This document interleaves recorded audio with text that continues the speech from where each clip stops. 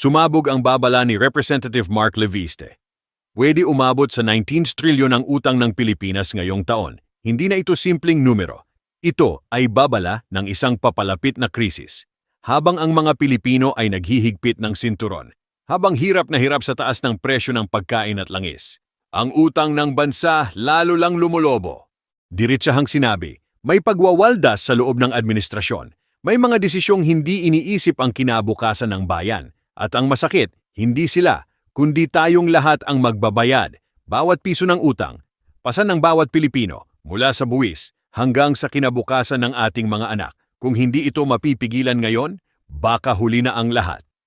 Gising Pilipinas, anong masasabi mo? Mag-comment ngayon, like, share, subscribe para sa balitang walang takot at walang preno.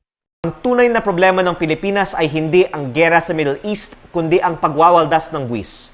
Mahigit 300 billion pesos ang mawawala sa ating ekonomiya ngayong taon dahil sa pagtaas ng presyo ng langis.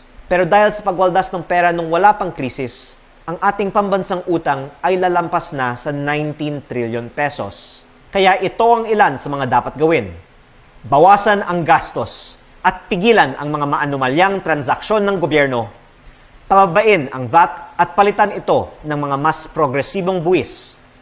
Tanggalin ang mga miyembro ng kabinete at kanilang mga kasamahan na nagpapahirap sa mga Pilipino. At huwag kalimutan ang flood control. Huwag pumayag na ilihis ang usapan dahil korupsyon ang ugat ng ating mga problema.